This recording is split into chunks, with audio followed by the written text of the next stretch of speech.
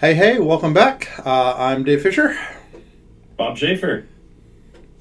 We're excited to have you back with us for our third game of this camp. This is again part of our 2025 camp, and Unicorn Runner and Snake were both one-day games. If you watch those videos, you'll have seen some concepts that you're going to see here. And if you didn't watch those videos, you can start here. Some of the things we might brush over with a very brief introduction to, but this is definitely going to be a standalone set of videos that will allow you to create a game that we think is quite complex for, at least as compared to previous games that we've created in our series of videos. So Yep.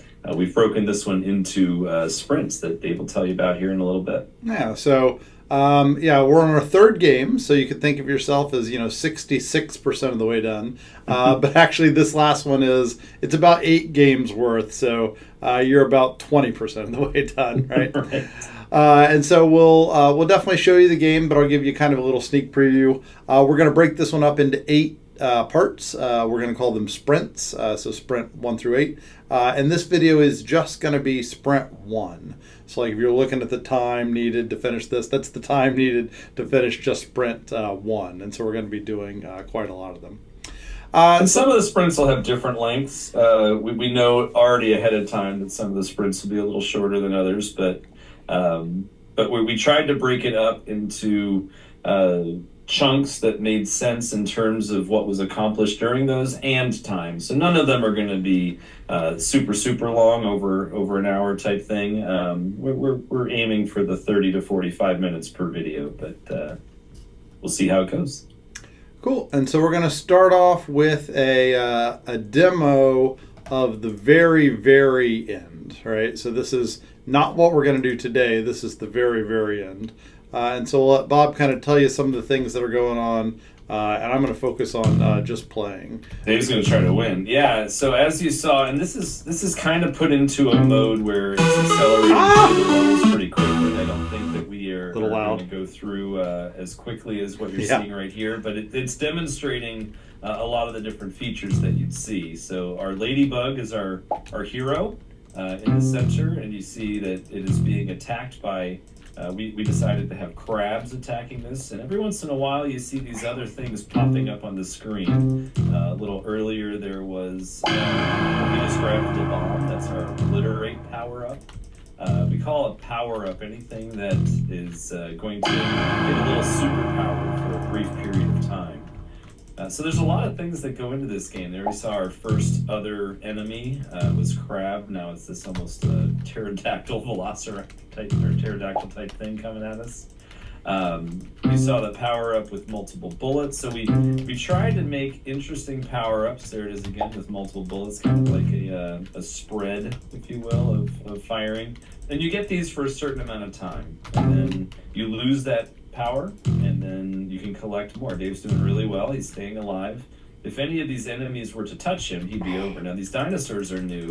Those are going to take 3 shots each to finish them off, and you'll see that we indicate the number of shots they've already taken by their color.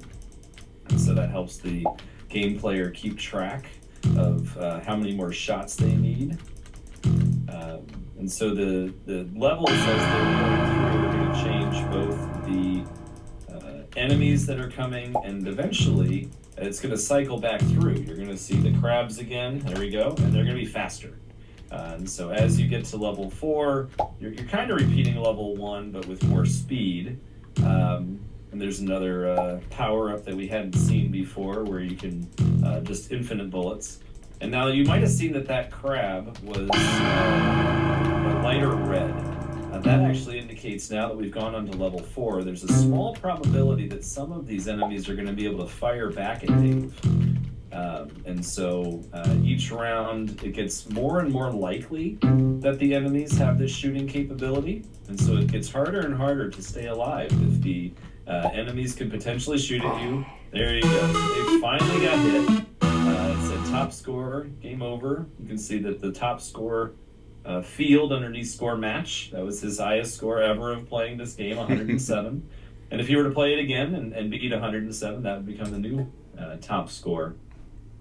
So it's fun to go give it a shot, go play it a little bit, and you'll kind of get an idea that it's a much bigger game, right, than we've ever made before. And you can play it for a while, and hopefully it's a fun game that you enjoy trying to learn some strategies for and enjoy playing. So really quickly on the sprints page, you can kind of, now that you've seen this game, think about these different sprints. Today we're going to handle the movement and shooting of just the Ladybug. By the end of the second video, we're going to have a single enemy coming at us, so the crab. By the end of day 3, we're going to have 2 of the 4 or 5 power-ups that we saw. Actually, sorry, 1 of the 4. The infrastructure for the others is going to be built in video 3. We're going to handle 2 more of the power-ups in video 4. And because the obliterate requires a little bit more in terms of breaking up the costume and the information that's sent around to the rest of the program, that's going to be its own sprint. And then we spend sprints 6 and 7 making the game harder to play. Those power-ups make it easier to do well. Then we had to balance that out with more enemies, different levels, having them shoot at us. And then finally, sprint 8 puts the final touches on the whole thing and puts the final bells and whistles and sounds, literal sounds that you heard on the experience that you saw that Dave was just playing. Cool. Thanks, Bob. By the way, I think I noticed a bug in there. When I obliterated the dinosaurs, I don't think they blew up. So we'll have to look at that some other time. I saw that too. I know that we did it in one of our versions, but it looks like that solution version may have not had it. Yeah. Missed it. So we'll fix that bug along the way or before we get to that video. Yep. All right, so the starting code today is just an empty file, so you can click on Create. And then one of the things that I like to do is I kind of like to change the name of it first. So I'm going to call mine Ladybug Shooter. You're not required to use a Ladybug, so you could rename yours if you want, but mine's going to be a Space Ladybug just because I think it's fun. And what I'm going to show you is the end of Sprint 1 demo. So the complete game, I'm going to temporarily put it out of my brain, and I'm just going to focus on one thing at a time. And so this Sprint 1 is going to involve movement. So you can see that I'm left arrowing and right arrowing for movement, up and down for movement. Oh, and then I didn't say this very good, but you click to shoot. So you click with your mouse. And if you watch my mouse, you can see that it's just clicking at wherever my mouse is at. And so that's a common style in this top-down shooter type of game where you click where the mouse is. That way you can be running one way and shooting backwards, which is kind of fun, or you can be shooting forwards. All right, so that's my goal, and we're going to just be doing it a little bit at a time. So if I'm trying to get to this, and I currently have this, I think the first thing I'm going to do is I'm going to add a Ladybug and add a background. So cat, goodbye, Mr. Cat, delete. I like that it asks you, are you sure these days? Yep, sure. By the way, if you ever messed up, you could just restore it as well, and I'll be right back. But I do want to delete it that time. And I'm going to go find the Ladybug. The Ladybug is one of the ones that's built in. It's called Ladybug 1. And this is the one that I'm going to use. All right, so now I have a rather giant Ladybug on the screen. It's more fun to make it smaller. So I don't know what we made it in ours, but I'm just going to make it some amount smaller. There's 40, there's 30. Doesn't really matter. I think I'm going to go with 30. I think that's what we did in the original. Also, because yours might not be a Ladybug, I'm going to change the name here to Hero. And so now I'm going to try to refer to it as Hero because you may not have a Ladybug. Next thing I want to do is I want to get a Space Odyssey style background for fun. So I click on this button here for choose a backdrop. And there's a couple space ones. I'll click on space here.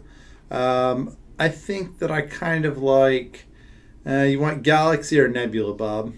I'll let you pick. Oh, we used Galaxy last time. All right, we'll do it. If we're trying to match the solution, I think that's a good choice. And I just did verify we had created an obliterated dinosaur in the final edition, but hadn't edited the costume. Okay, so the that costume has now been fixed. Okay, excellent. Thanks, Bob. Multitasking at its best. All right, so I've now got a backdrop, and so it kind of looks like this much more. The next thing I want to do is movement. So I want the arrow keys to move me around, up, down, left, and right. Also, you'll notice that I just press and hold it, and it just keeps on doing it. So there's two types of movement on keys. The one we're not going to do is this style, where it's like when space press do this thing, because it does one thing each time. Instead, the style we're going to do is going to be a forever loop that's just saying if it's pressed. So that's the style we're going to use. So we're going to start this game the way I like to start so many of my games, when green flag is clicked. I like for my Ladybug to start in the middle of the screen. So I'm going to have a motion command with a go to XY. Whenever I do these things live, by the way, with students, I usually go quite a bit slower because I try to get like students to tell me what to write. But if I asked Bob, he would just know. And to be honest, since it's a video, you can pause it anytime you want. So definitely feel free to pause it and see if you can guess what the code is that we're going to need to write next. I won't make a dramatic pause here because you could pause it. But what we're going to do next is we're going to make a forever loop that's forever seeing if these keys are pressed. Forever loop is in the control area. If you have used Scratch a lot, you probably just kind of are familiar with what's going to be where. If you haven't used it much, you'll get there, right? And so I want to forever be checking on 4 if statements. Now there's 2 ways to kind of write this section. One way is to make 4 if statements and bring them all over. And you can put them all in and you can kind of get it set up like that. The other way you could do it is you could make 1 and then duplicate it, right? So we could do that and then kind of add the different ones. I'm going to try the style where I make 1 and then duplicate it. So I'm just going to set it. I'm not even going to put it in the forever loop. I'm just going to kind of set it over here. And the first one I'm going to make is if the keyboard key up is being pressed, then I'm going to do something, right? So I need to figure out if the key is pressed, that's in sensing. Really quickly, I'll just kind of jump in here. Dave talked about the different people that might watch this video and what your goals might be. We recognize that many people that are watching this video are watching it so that they can then go teach this to a group of people. I think it's really important to think about those questions that you might ask, and I think that's why Dave brought it up. But we also recognize that there's many people that are watching this video trying to learn Scratch, younger kids and even adults. I assigned this to some of my college level programming students as an introduction to the code, because the infrastructure in these programs is identical to what you see in other programming languages. So I would really encourage you to take seriously what Dave mentioned about pausing it from time to time and try to challenge yourself.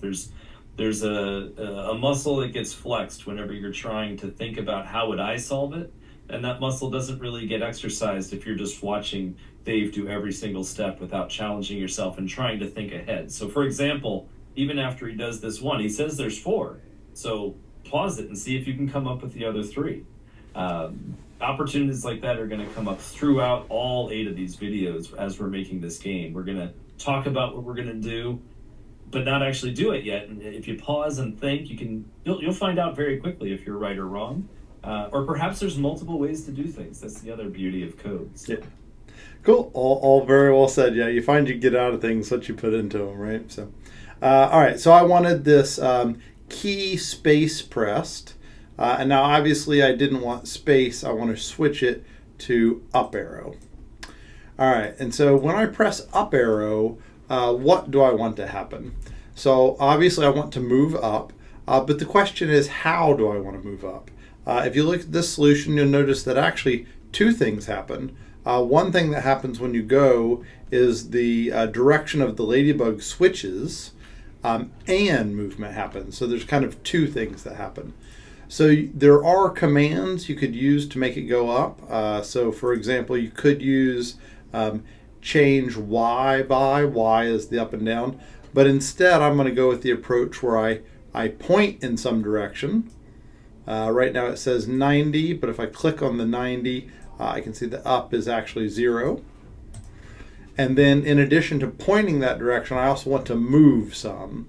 And so you can just use this move command right here, which is kind of handy. And so I'm going to put in this move command. Plop. All right, and so if I stick this in here and I hit the green flag, my Ladybug snaps to 0, 0. And if I press up arrow, it successfully goes up. Left, right, and down don't do anything. I also realized that I goofed up, Bob. My right hand is the hand that I use for my mouse. And my right hand is the one I use for the arrows. So I don't want up. I actually want to use my left hand. And I want W, A, S, and D. And so if you look at your keyboard right now, you can see that W, A, S, D, they kind of almost form a number pad for your left hand. So I actually want to switch that to, instead of up arrow, to W. Cool. And so now I could go ahead and crank this thing out. I think I will. There's one minor issue that will come up, but I'm going to go ahead and crank it out first. Notice I made a copy of it, and now I have two. And I could switch them to W, and I'll do S next.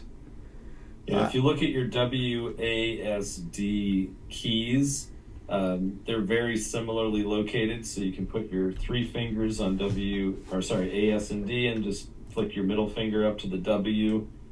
So when you get good at it, as with anything, it takes practice. People that type don't actively think where every letter is as they're punching keys. Similarly, if you play any video games, your fingers just get used to the muscle memory. The W, A, S, and D make a pretty solid combination of up, down, left, right arrows. So cool. And so the one I've got in here is S, and S is down. So now if I play out, I should be able to go up and down. So that works out great. And then now I need to duplicate again. So what I'm doing is I'm right-clicking right next to the word if. So if I duplicate right here, the next question is, what does it duplicate? I think it's going to duplicate both of them, because it duplicates the one I'm on plus anybody connected beneath it. So that's actually kind of perfect. So I went from 1 to 2 and then straight to 4. Now this time I'm going to use A, and A is going to point me to the left. And then D, and D is going to point me to the right. Now if I hit the green flag, I should be able to go up, down, left, and right. Cool. When you were spinning those dials to those angles, was there anything that you were doing to make sure it was clicking at the coarse angles versus some really granular? Like, do they have to be careful where their mouse is as they're spinning that around, or is it just going to hit the tick marks regardless? It's just going to hit the tick mark regardless. Yeah, good question. It's perfect. There's another tool, Bob, and I use where it's like inside the circle, outside the circle, but this one's always like 15-degree increments. Yeah, and if you know your numbers, if you know your degrees, angles, as soon as you know how it's oriented, you should be able to just punch in those numbers directly. You could have typed in 90, negative 90, or 90, 270 to represent these angles. It works just like the angles that you would find on a protractor. If you know how many angles there are in a circle, I'll pause for half a second in case you want to pause, 360 degrees. So it's all based on that same numbering. And by the way, pressing like diagonals does work out fine. So if you press like up and right or down and left, that's totally a fine thing. If you press up and down, that of course doesn't do much useful, but you can do a diagonal. Yeah, and if you think about why, this code is looping around, right? So if Dave has 2 keys pressed, every time it's going around this loop, 2 of the 4 conditions are going to be true. So it's going to very quickly, if he's got, for example, up and left pressed, it's going to very quickly go up and left, up and left, up and left. It's going to look like a little staircase, but it's happening so quickly. From this perspective, it really does look like just a smooth diagonal. Cool. If, for example, Dave made those 100 steps per, we would see it click up and over. And if he made the weight, like put a weight in there, we'd be able to actually see like click, click, click, click, click, click, click. But it all happens so smoothly. Yeah. It's a nice feature that you can move around very, very fluidly. Cool. The next thing I want to do is I want to actually make the speed be a variable. And the reason for that is because right now it's actually a little fast. Now it's at a speed more like if you got the lightning bolt speed. And you notice that it's pretty painful to like, oh, well, what do I want it at? Do I want it at 6? And you change all of them at 6, and then you try it. And then, hold on, let me click the green flag again. And you're like, 6 isn't bad. It's like maybe I want 7 or maybe you want 5. And it's best whenever you have something repeated in there. It's called a magic number in your code. I'd like to make a variable out of that. So what I'm going to do is I'm going to go into the variables area. And I'm going to click on make a variable. And I'm just going to call it speed. Now, there's actually quite a few speeds in this game, and so there's nothing wrong with calling it speed, but if you wanted to, you could name it a little better and maybe call it hero speed. And I think I would recommend that to you just because there's going to be like hero bullets and enemies and enemy bullets, and they've all got speed. So let's just go ahead and call this one hero speed. And for match, I don't know if we're trying to match our solution perfectly, but we had a camel case capital letter scheme going where we had a capital H hero, capital S speed. That was mostly to align with what you might find in actual coding. Every variable has to be one word, one continuous set of characters with no spaces. But honestly, here in Scratch, you don't have to worry about that. So it really depends on your own personal preference. If Dave wants to use lowercase with spaces or capital letters with spaces or compress it to match what a variable might look like in a typed programming language, it's all fine. Yep. Well said. Yeah, I think I'm just going to go with what looks pretty now and not worry about making it all one word. By the way, leave it as for all sprites. We will talk about the difference, but we're going to punt that till next video. Just for all sprites is fine here. When you make a variable, by default, it shows it on the screen. And whenever you're using a variable, typically what you're going to have is you're going to have somewhere where you set its initial value. Usually this is near the top of programs. And I think I'm going to try just 5. 5 will feel just a little slow at first, but I think 5 is a good number for our game so that you could go faster and notice it. And then I'm setting it here, and by the way, right now it says 0, but if I were to hit play, you can see it changed to 5. Setting it to 5 doesn't really do anything unless you use it in a few places. And so what I'm going to do is I'm going to very carefully drop in the hero speed for all the move step commands that I've got. And so now you can run it, and it should run slower, which is still a fine speed for dodging, but not too fast. It's funny, too fast is actually kind of harder because you run into things because you overstep your bounds. And it'll also give us a nice amount of headroom to where we can make it go faster later. I'll also say that this is your game, and if you want your game to go faster, go right ahead, right? So no problem with that at all. All right, so happy with that. The Ladybug moves around. Now it's time to start shooting, right? So let's go ahead and try to shoot some bullets. I'm going to look at the solution to this sprint here and see how it does it again.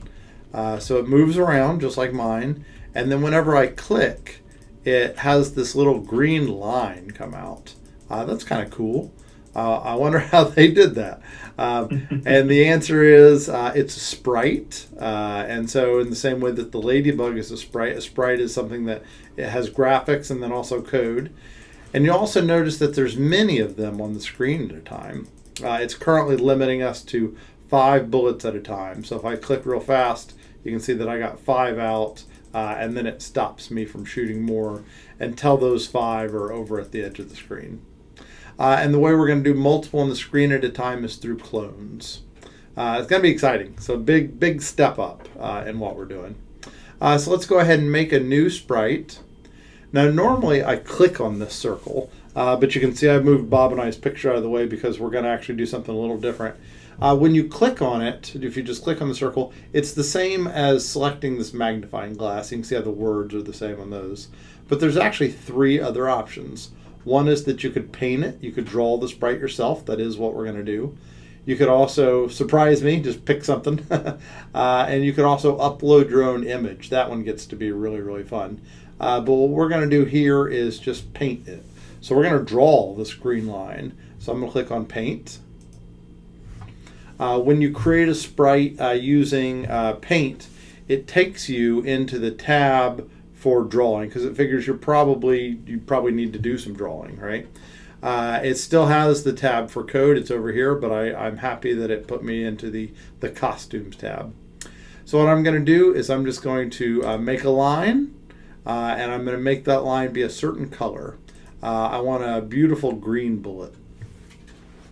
The way these sliders work is color, saturation, brightness. Usually I turn up the brightness first, and then it kind of looks like what I was expecting. It looks like a rainbow. And then you can just move the rainbow slider, the top one, to whatever you would like.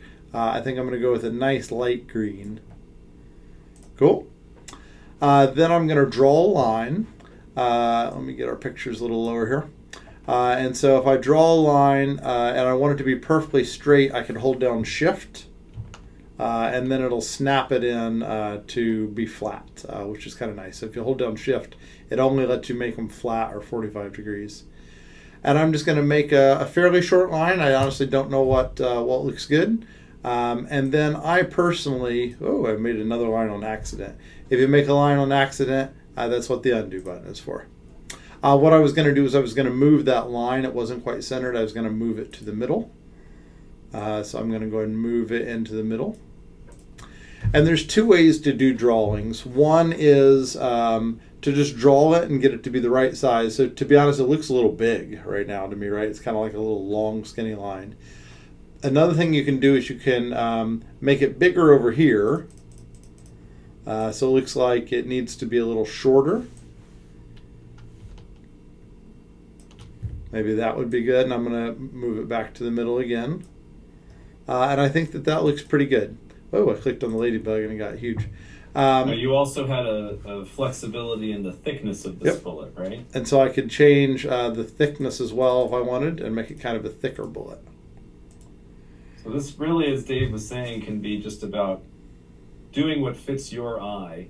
You know, if you picked a different hero than a Ladybug, or perhaps you decided for some reason to make your hero a little bigger or smaller. The sizing of your bullet or even the color of your bullet may make different sense for your version of this game. I will say that we're making a number of decisions in both the things we're putting on the screen and how we're coding it, knowing what's to come. So while there usually is a lot of flexibility in decisions on how you do certain things, it probably will make the most sense for the purposes of this sequence of videos to try to follow exactly what we're doing. And then as you learn more, know that you can go back, do things a different way, adjust it. But we're trying to take you through each step and tell you where those different decisions can be made so you can have that flexibility in the future. Cool. Thanks. And so I'm pretty happy with mine right now. I think it looks really good, but it might be just a little big. If the only thing you want to change is that it's a little big, remember that you do also have this size thing over here. So I could resize it over here in the drawing, but if I'm happy with it, it's just a little big. You could always just make it a little smaller. So I'll type in 70 here and hit enter. Why did it not change? 70. Huh, that surprised me, Bob. So I guess it didn't You're work. typing in 100 and then hit stop on your game. Thank you. Is it that? I think it was that I didn't hit stop. Yeah. So I couldn't change the size while it was running. Oh, no, that did not do it. Maybe it's just that it's already so small. I don't know. It may be that it doesn't have, like you just said, it's so small it is simply a line. I don't remember ever trying to change the bullet size based on that percentage. So I in our original game, I just tried it. It did not work.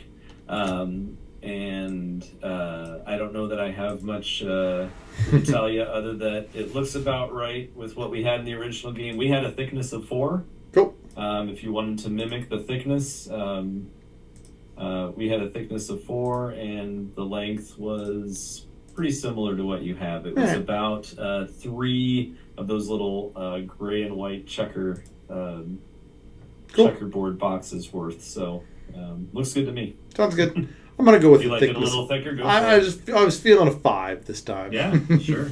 All right. So now I've got a ladybug, and my ladybug can move around, and I've got one sprite bullet, and it's sitting right here. By the way, my bullet is currently named Sprite 1. That's really not a very good name, and so we could call it Bullet. You could also call it Hero Bullet because there will be enemy bullets. But I think that I'll just call it Bullet for now and not worry about that there will be an enemy bullet.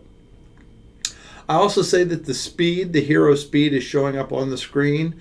I don't really need to see it. The variable's still there, even if you don't see it. If you want to hide it, if you go into the operators area, you can uncheck the box, and that'll just hide it so it doesn't take up space. All right, now I think that I'm ready to start writing code for the bullet. So whenever I do work that's going to likely be a clone, I usually start with 2 different events. So I'm going to show you my structure here. I usually go to one event and I grab when green flag clicked. That's pretty common. But whenever I'm going to use one that uses clones pretty heavily, I also go into control, and towards the bottom of control you can see that what they did is all the cloning stuff is together. Right, so the when I start as clone, that's what I want here. Create clone and delete clone, they're all kind of together. So this is the 2 things that you use whenever you're working with clones. And usually the best way to do it is that when you start, you hide the original and then you show the clones.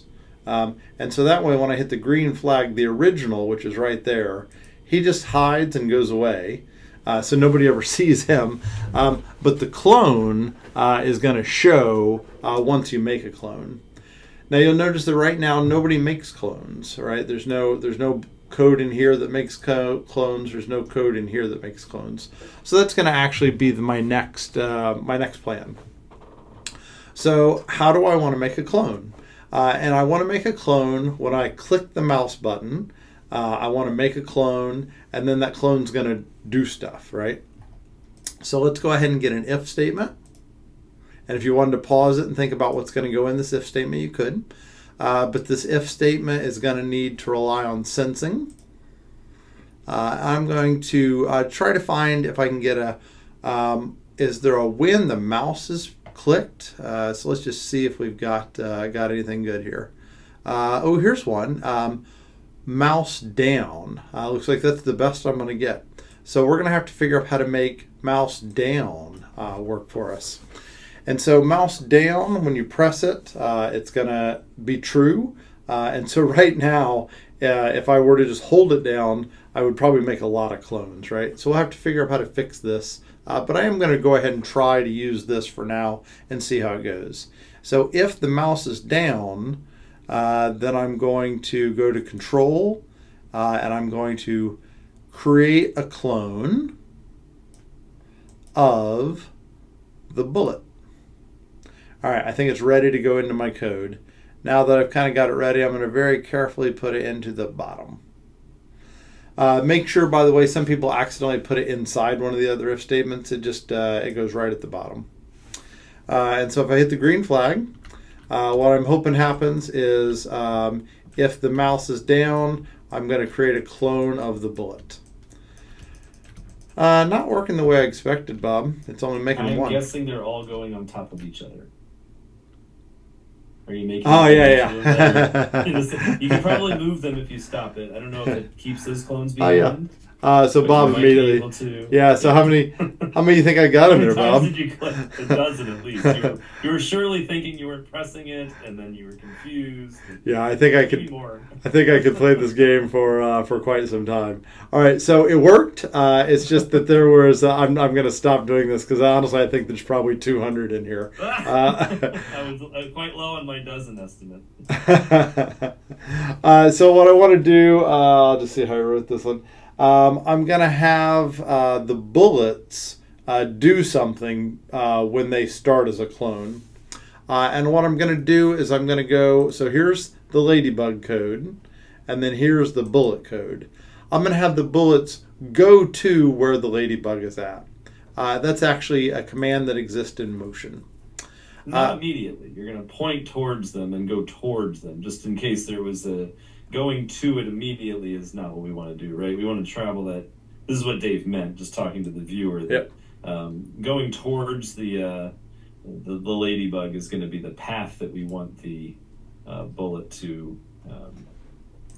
And here's where I'm going to give Bob a hard time. So I do actually want to go to the hero immediately, and I'm going to point towards the mouse pointer. Oh yes, I apologize. And then no. I was actually thinking ahead. I was totally incorrect. I was thinking ahead to the enemy bullets already. Gotcha. And so right now, if I hold down the mouse button, or hold down the mouse button, you can see that it's making a bunch of sprites. And then they're pointing based on where the mouse is currently at. Now you'll notice that it stopped making sprites. And the question is, that's a cool little shape. I want to kind of make another one. I wonder if I can say hi to Bob. So I'll say hi. And I'll stop shooting. All right, not going to get a Bob out of it. So the thing that I was pointing out is that eventually it stopped making clones for you. And that's because if you just make clones as many as you want, it'll cap you and it'll say, you know what, 300 is plenty or something like that, right? And so it will stop you from making clones. So just keep that in mind, that if you're making clones, you better have some system for getting rid of them, right? All right, so let's go ahead and make a move.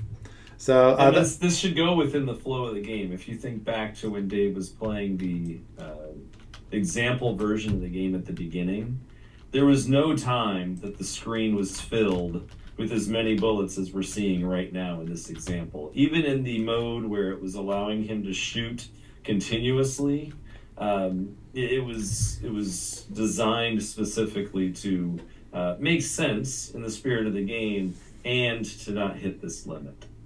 Cool. By the way, I think this little app is kind of fun. I could probably play with this for a few more minutes, but I'll stop.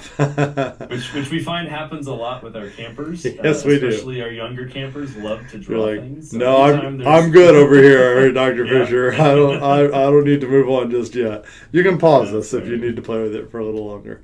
All right, and you assume that's only the younger campers, but no, that's everybody.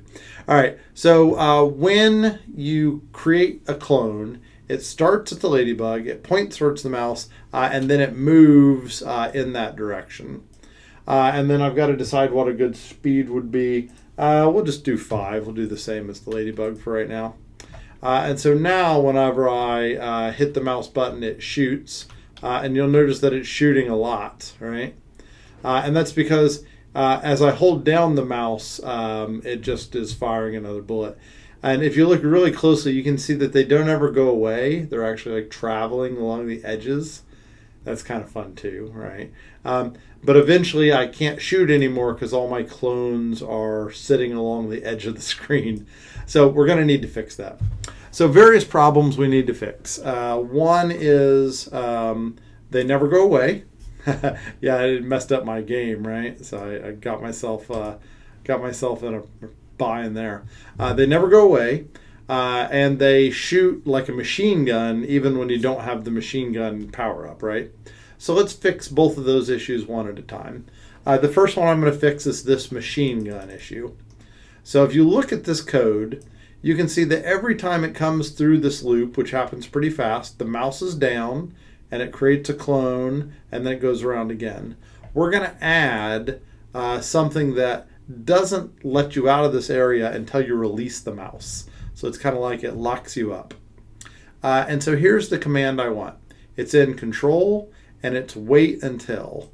So I'm going to take this wait until and I'm going to put it right after I make a bullet. So I make a bullet and then I'm going to wait until you let go of the mouse before I let the game carry on, right? And so wait until, and so I want not mouse down. The green area has a not. Whenever you drop these in, it uses the leftmost tip to figure out where they go. You can see the white thing around it. So I want not mouse down. So now if you read the code again, if the mouse is down, create a clone of the bullet and then wait until not mouse down.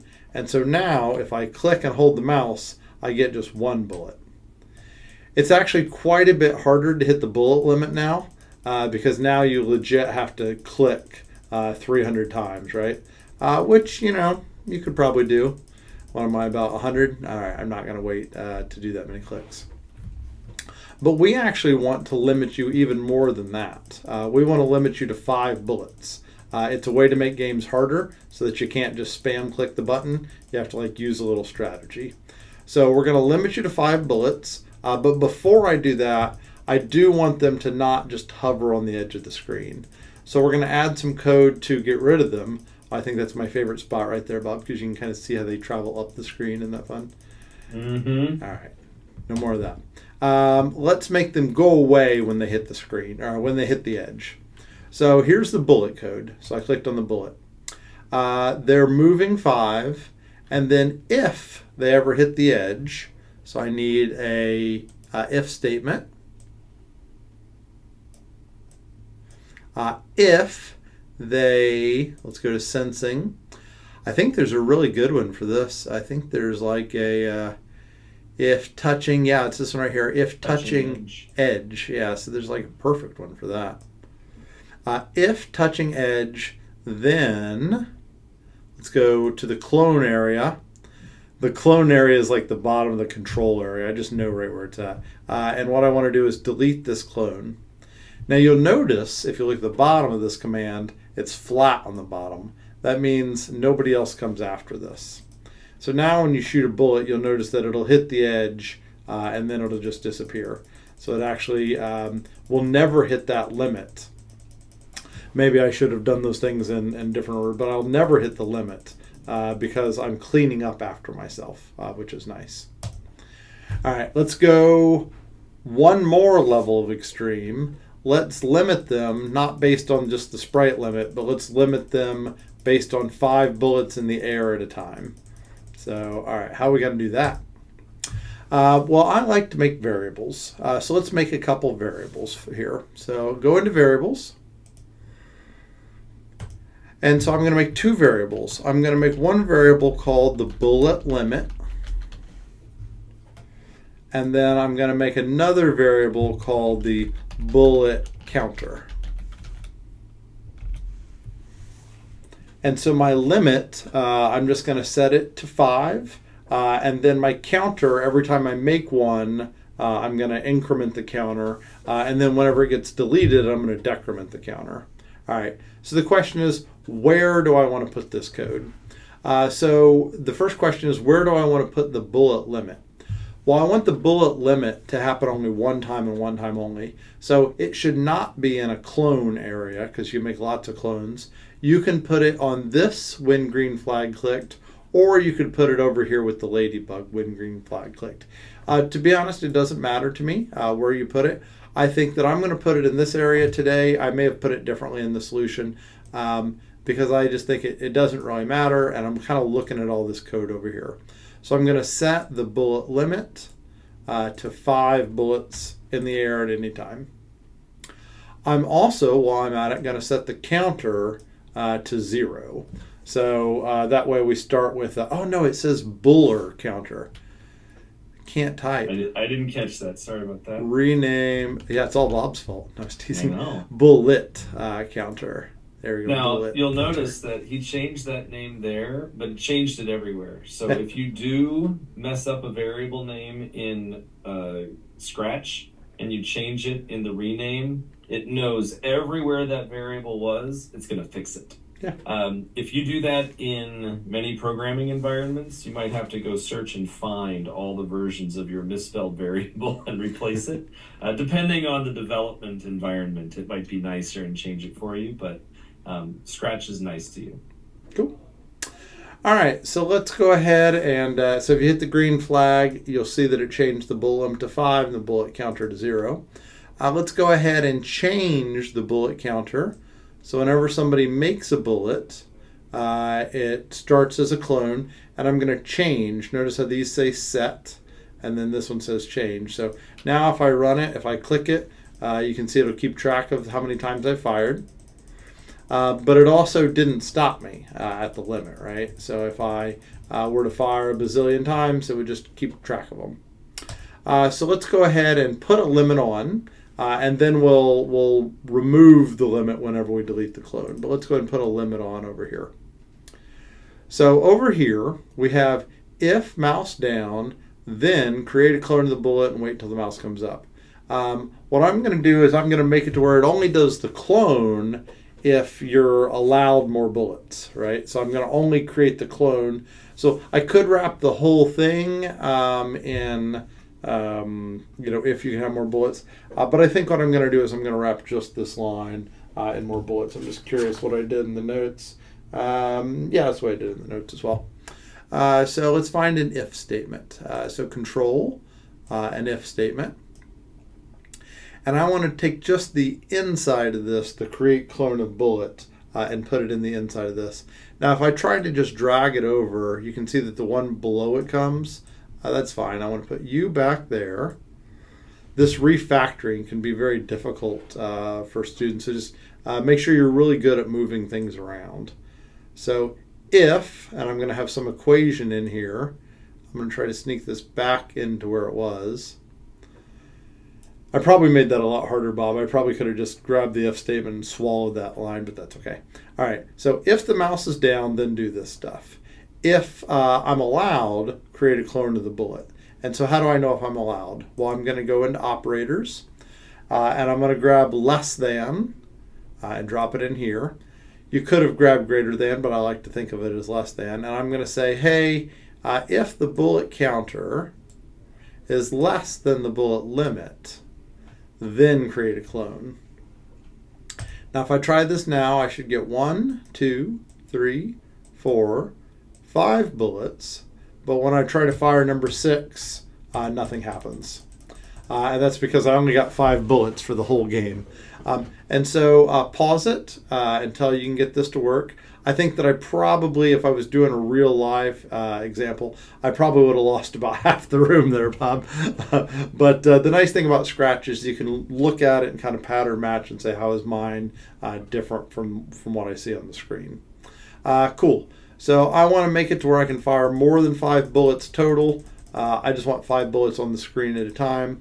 And the delete this clone is wherever you can reduce your bullet counter. So find a change, and I think this will be the last thing I need for today. Change bullet counter by -1. And so you can see how the life of each bullet is a zero sum. So it makes it up by 1 there, and then when it hits an edge, it makes it down by 1. And so now I should be able to fire 5 bullets, and then it kind of throttles me. Fire 5 bullets, and then it kind of throttles me. So if I were to just spam click, you can see how I kind of get my 5. It was a little slow there. And then there's like a little gap before you can fire more. Cool. And that's just to avoid people firing too much. All right. I'm pretty happy with this, Bob. I think that I no longer need to see those on the screen. So I'm going to hide the bullet counter, and I'm going to hide the bullet limit. It made this my variable for me. I think I'm going to right click on my variable and say delete my variable. Now I think I can move and I can shoot, and I've actually finished sprint number 1. Any thoughts, Dr. Bob? No, I wanted to go kind of big picture. If you don't mind sharing the actual screen of the code again really quick, and then I'll come back to the slide. Yeah, you can go to the hero first if you want, or the bullet, either way. As we go through the content of each video, we're coming at this from the perspective, just to give you a little bit behind the scenes. We built the whole game, then we went back and rebuilt the whole game step by step. But that was with the knowledge of what was to come. And so we made some decisions knowing that we were going to have multiple enemies down the line, or we were going to have reasons to speed up our hero. And so knowing that motivated some of our coding decisions. It is impossible to look into the future if you've never built the game, if you've never coded before. You shouldn't put those expectations on yourself. So when you see us making decisions or knowing immediately what to look for, or going back and looking at his former code just to see how we did it, it's so that we are not going to come up with a problem later. So I just didn't want the expectation to be that, we're magical and we just know exactly what to put in.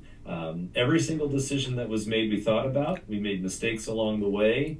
We realized that it didn't work well the way we had done it, and so we had to go back and fix it.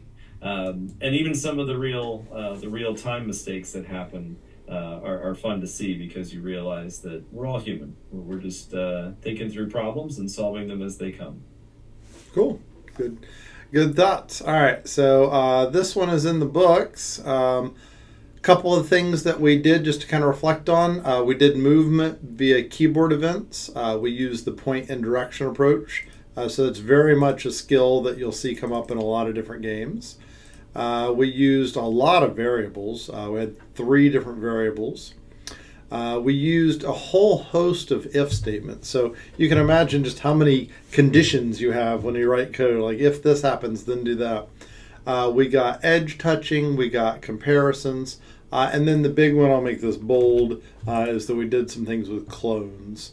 I know that a lot of people new to Scratch don't do clones for a long time, but clones can really make your games a lot more powerful. Anything else on your mind, Dr. Bob?